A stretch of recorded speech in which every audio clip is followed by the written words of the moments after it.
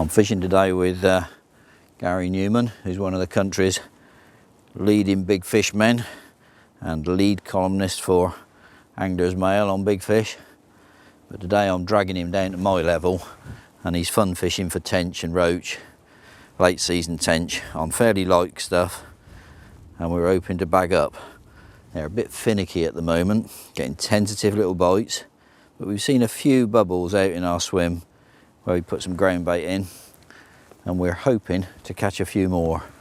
They're very hard fighting fish, and we're on like 4-pound line and small hooks, fishing little bits of corn or corn and maggot, and trying to avoid the roach, but catching 1 or 2 tench. There's one fizzing up in your swim now, Peter. Not there? As long as it's fizzing up in my swim, I'm happy. Actually, you've got 1 or 2 bubbles near yours. Yeah, but, just next. they're not like high summer bubbles. No, they're not feeding as hard as they do then, but they. No, it's going a little bit better now. In front of you there. That's something definitely having a go. The lake we're fishing is an old estate lake, very black, silty bottom, lot of debris on the bottom. So we're using a dark ground bait mix so that it's not obtrusive.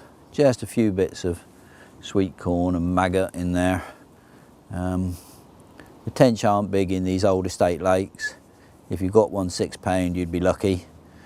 But they're very entertaining, and because you're catching roach and rudd along with them, it's a very pleasant way to fish. These landing stages are very comfortable platforms to fish off, but you've got to be ultra careful moving around on them because they do transmit all the vibrations and every bit of noise straight out into your swim. This lake is 14 acres, and the wind's drifting in from the western end, so there's quite a lot of tow. But in spite of not having any shot resting on the bottom, we're holding position quite nicely because we've got long floats and we're taking the trouble to bury that line completely. But I might just bring this one in very gently. No, I had other ideas.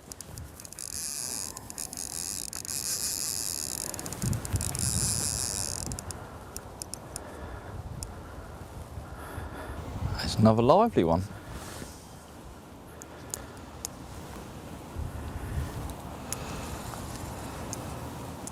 Ooh, can I get its head up? Give it a dose of air.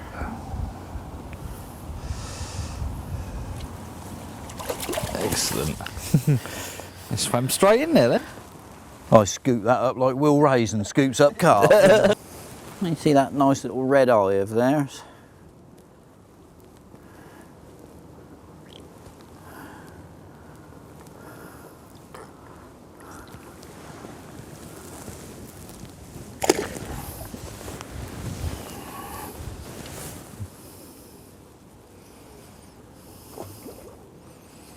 I'm fishing a size 10 wide gape. That's one of those. I'm putting 2 big pieces of sweet corn on there so that it's nice and showy. It's very dirty and silty down there on the bottom of this old lake, and that's a good visual bait. And because it's right on depth, it's not going to get stuck in the silt, and hopefully the tench can find it that much easier.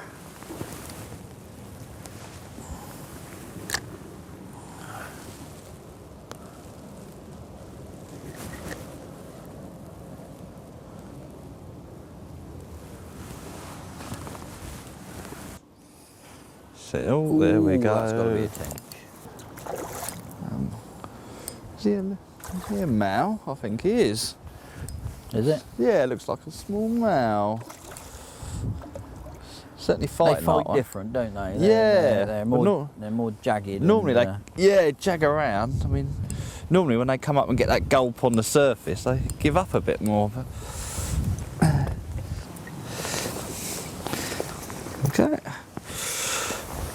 Nice little male tench. lovely. Big pelvics on him.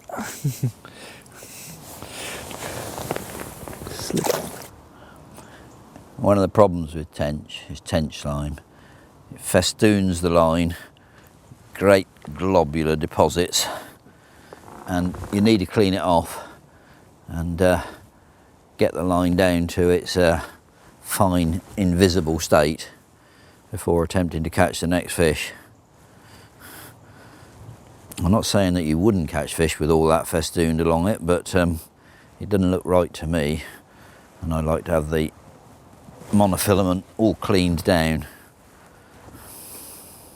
The wind changed to the north, and I was casting for a westerly, so I ended up a yard too far to the wrong side. Go. It likes switching just as you cast as well, doesn't it?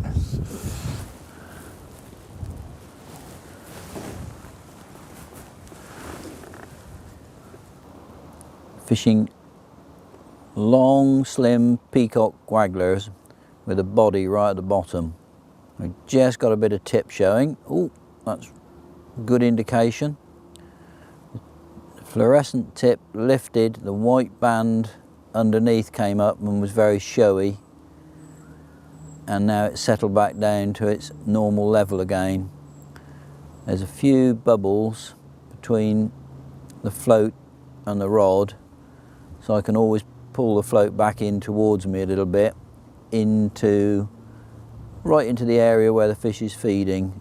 And float's going under, come back up. On any other species that would be big enough bite to hit, but on tench they really can fiddle about with it for a long time. And on a water like this, an old estate lake which is very little fished, they're not shy, but you can wait a very long time for the bite to develop properly. You'll miss far more fish by striking early than you will by waiting for it to fully develop. These floats are incredibly sensitive.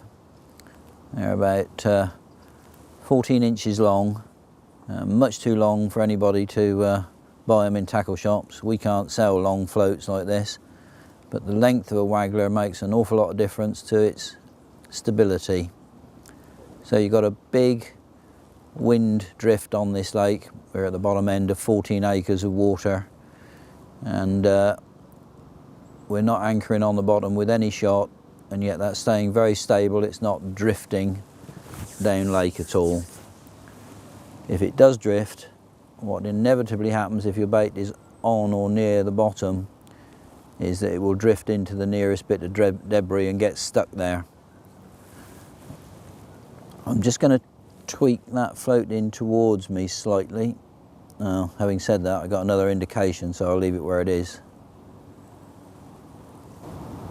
Right. And that's a tench. Right.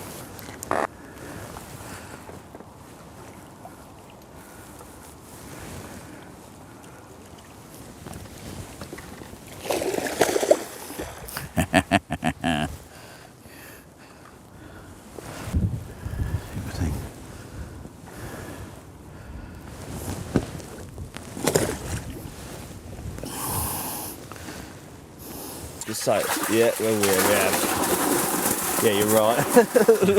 That's more than I thought. Oh, yeah. Yeah, good. Up to probably about 4.5 poundish, 4.5 pound. Oh, I think you got a few more there. Yep, drop the tip very slightly, that's perfect. Absolutely spot on. Okay, Yep. can I put them back?